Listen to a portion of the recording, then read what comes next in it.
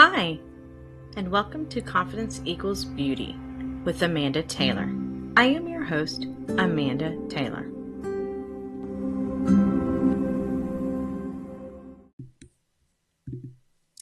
Hey y'all, and welcome to another episode of Confidence Equals Beauty with Amanda Taylor.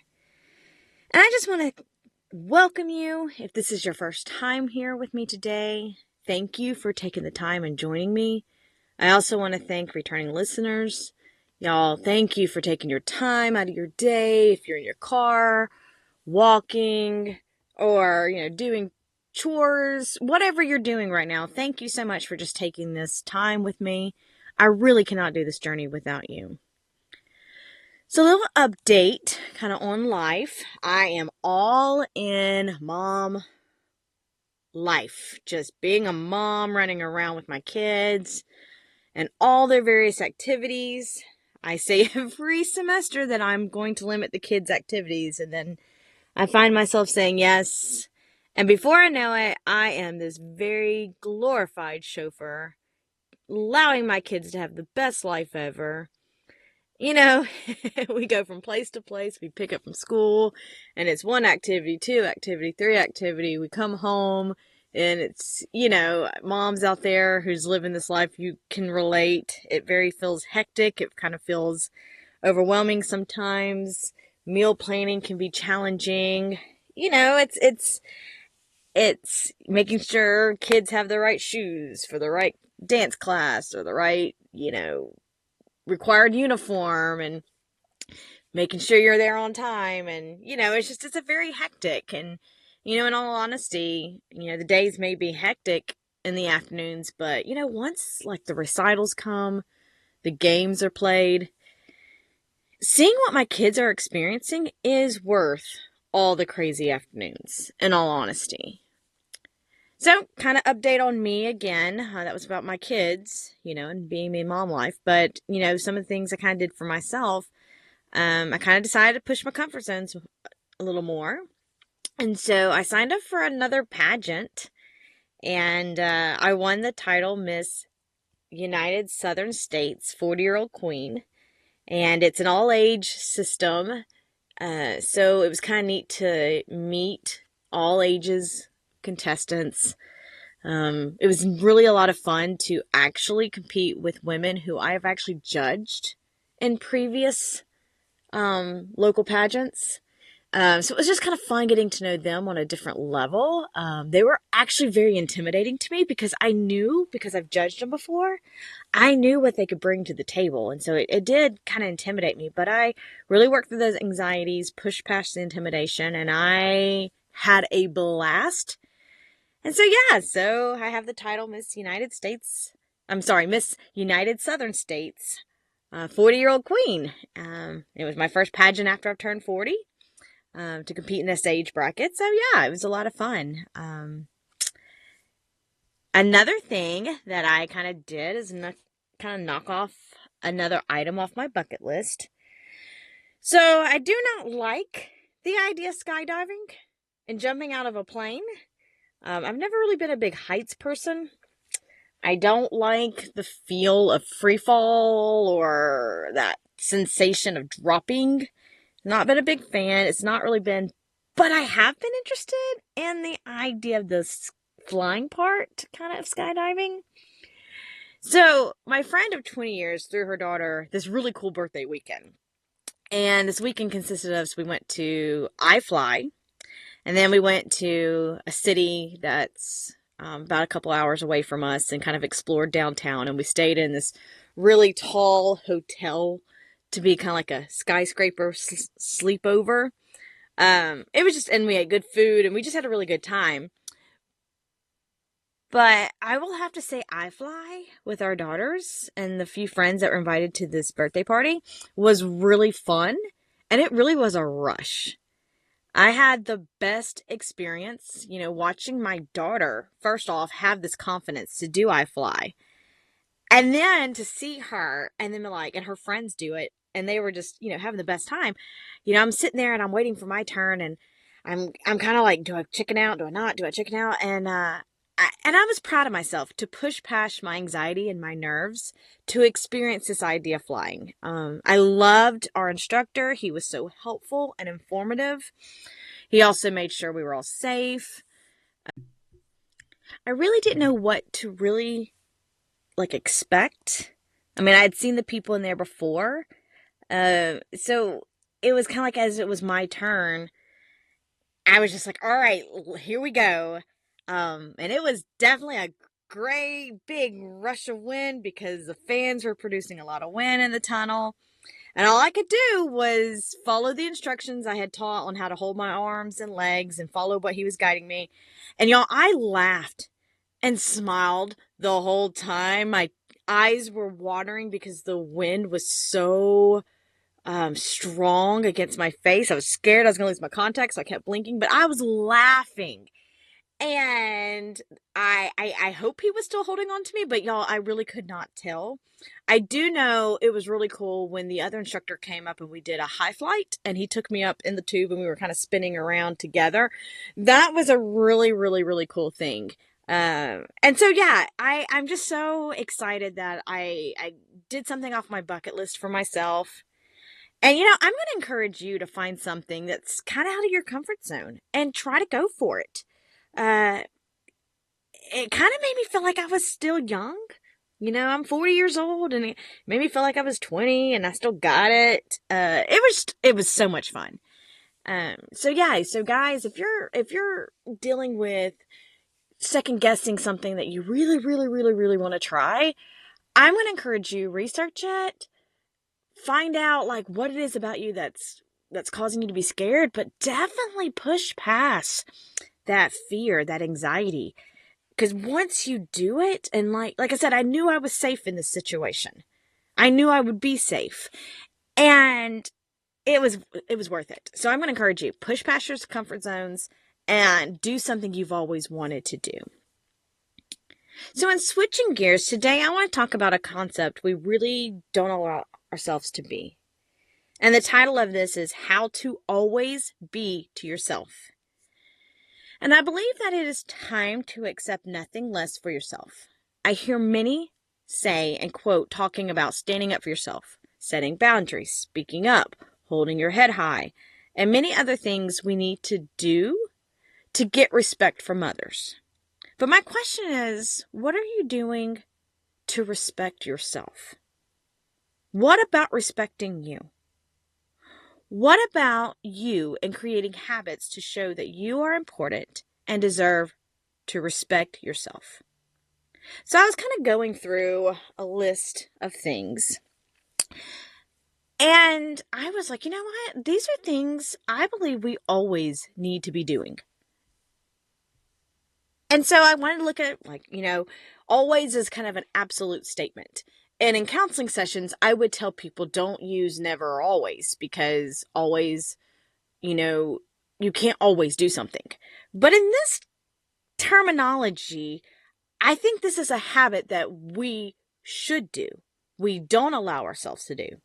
So I kind of looked up always in a Google search, and the definition is of all times, on all occasions, throughout a long period of the past or a long period of time, for a failure of time, forever, failing all else. So basically it's all the time, on all occasions, through a long period of time. You did it, you can kind of measure it from past, present, and future.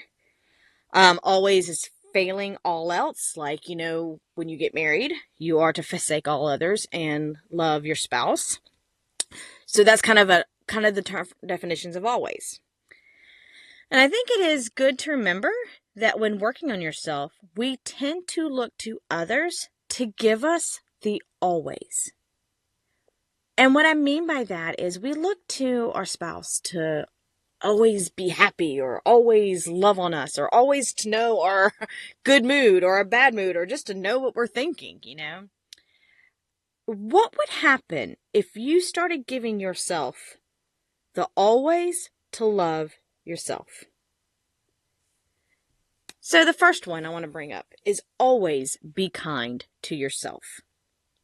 How many times are you thinking or speaking harsh things to yourself when you mess up or forget something? How many times do you speak harshly to someone else who may make the same mistakes or forget something? I can place a pretty high bet that you may be upset if your child or someone you love did something, maybe not follow through with something, they made a mistake.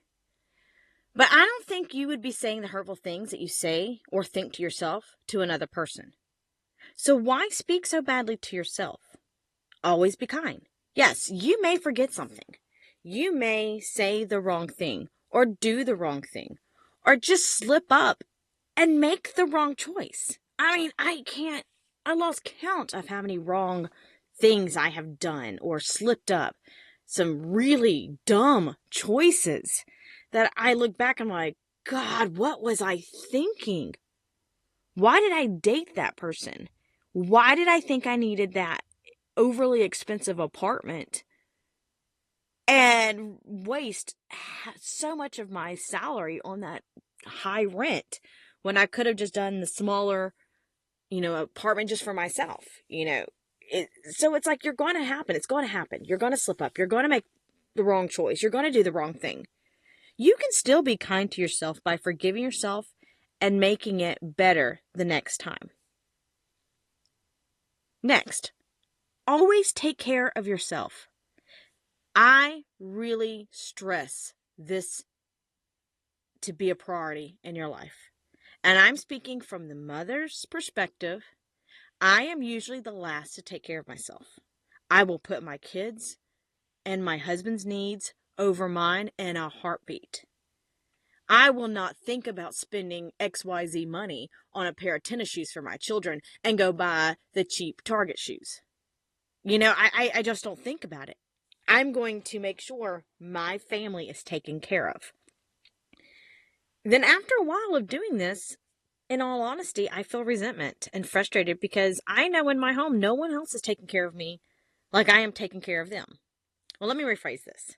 My husband does a really good job of making sure everything is taken care of as far as the business of our marriage and kids, but he may miss what I need because his brain isn't programmed to see the things that haven't gotten done, and he definitely cannot read my mind or just to guess exactly what I need. So it's important. Take care of yourself. It has to be a top priority for you to do. And this can be simple as making sure you wash your hair or brush your teeth. I'm sure some of you mamas can relate to the question at the end of the day, like, did I brush my teeth? Like, I know I got in the shower. Did I wash my hair? It happens. Let me give you just a simple thing I needed yesterday. I was so overwhelmed with just life. And, I looked at my husband and I was like, can you please cook dinner so I can shave my legs? It was a task I needed to do that I keep forgetting. And, my husband's really not a cook in the family. He can clean a kitchen like no other. And yeah, he made chicken nuggets and mac and cheese, but who cares? At that point, I needed that moment to take care of myself. Always speak well about yourself. How many times do you cut yourself down in a day? How many times do you say to yourself, do you not like something about you? How many times do you complain about the way you look? Do you realize every time you speak negative words about yourself, you believe them? What about how amazing you really are? Have you pointed out the things that are good about you? Here are some examples. I got curves. It got my partner's attention. I can tan well. I have beautiful eyes. I have a smile that brings comfort to others. I can multitask like no other. I can make sure boo-boos and kisses are taken care of and my kids feel better. I believe we have to learn how to talk good about ourselves. We have learned this toxic, negative way where we will talk bad about ourselves and just normalize it. I think it's so important to speak good things about yourself.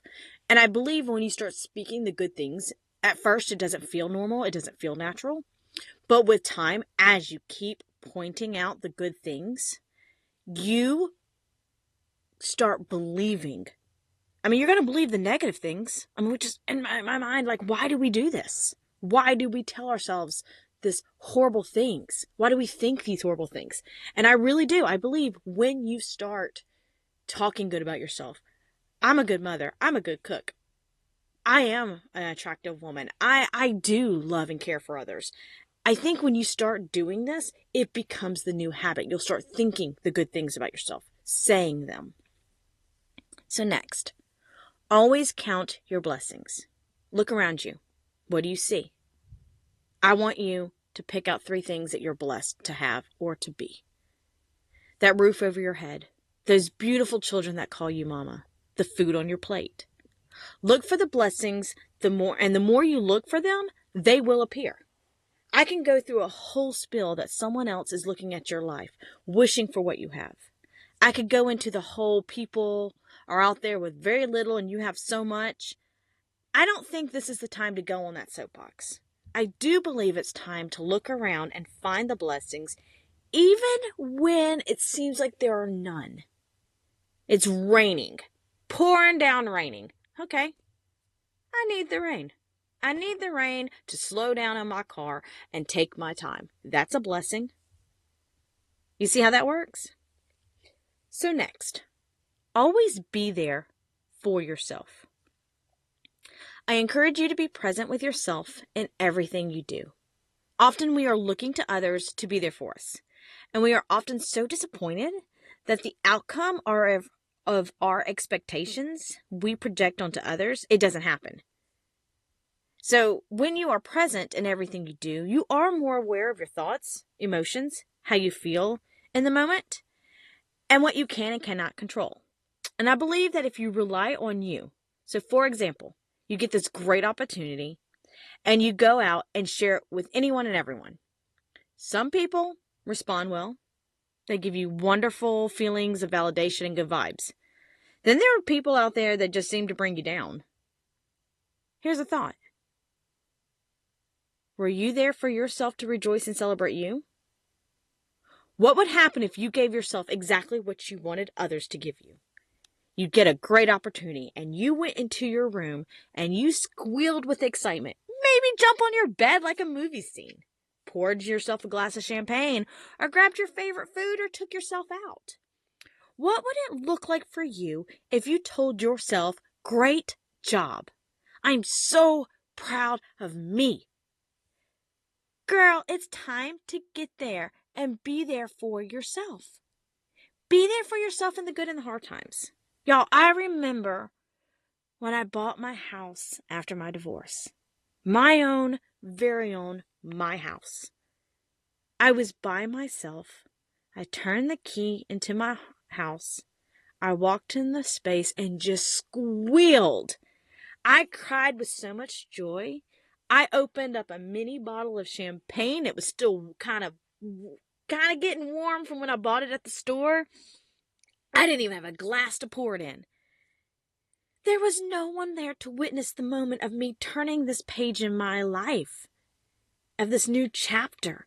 No one was there, but I was there. I was there to celebrate this moment. And I've also had to be there for myself through some of the toughest times in my life, when I felt like I didn't have anyone to turn to or no one really knew what to do or say to me. During those hard times, it is important to be there for yourself. I encourage you during the hard times to tell yourself what you wished someone would tell you. Be what you need for yourself when someone else cannot be. Next, always better yourself.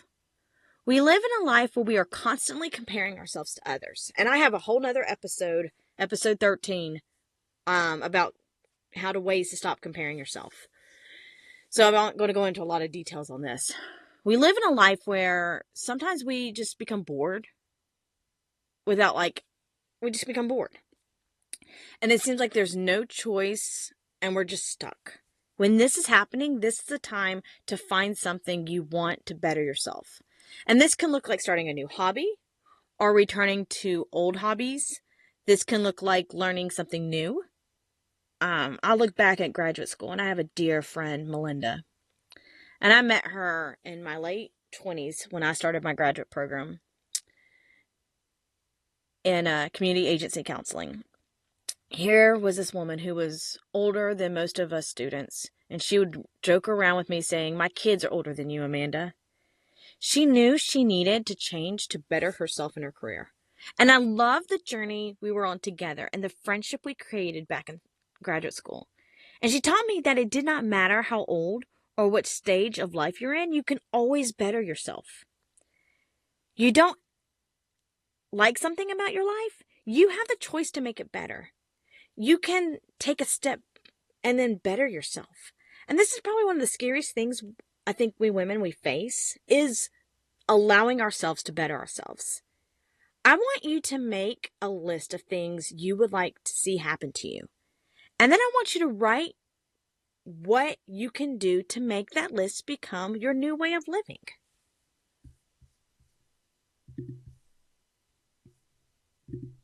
Next, always be yourself. There's only one you. You are so special. Show up in every situation being your true self. Please do not show up as this ideal version of yourself. It's not fair to you or others. And also, please don't show up as a lesser version of you. The people who are supposed to be your people will show up and be there. And those who are not your people, they can just go and be with their tribe. When you show up as yourself, there is a peace that happens to you. You find yourself enjoying the moment instead of worrying about how others are perceiving you. You can eliminate people that are toxic to you. You can find and attract people who will bring so many blessings to your life. Something that I had to learn was when I showed up as my true self, I found myself extremely happy, less anxiety, or actually no anxiety. I felt like I was complete because I was truly not hiding or pretending. I mean, this feeling is absolutely amazing, and I want this bad for you when you show up being yourself, loving yourself, and knowing you are enough just being you. So in closing, and kind of wrapping this up, please always be these things to yourself because you deserve them. You deserve to always be yourself, better yourself, be there for yourself. Recognize your blessings, speak well about yourself, care about yourself, and be kind to yourself. I feel like these are crucial things that just need to be an everyday habit.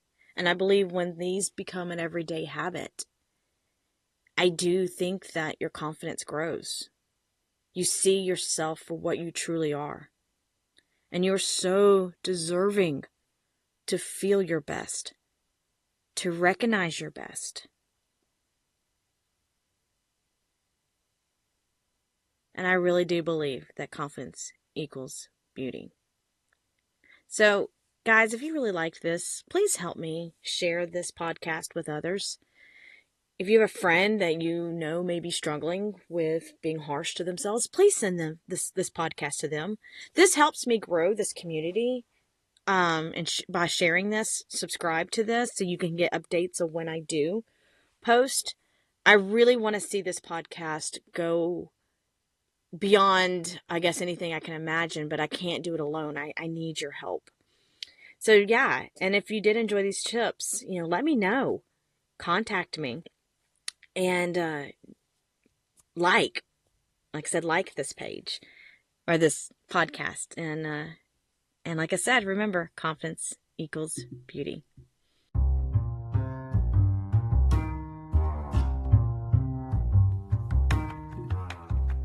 If you're looking for more information to read on building confidence or just any life situations, please visit www.confidenceequalsbeauty.com.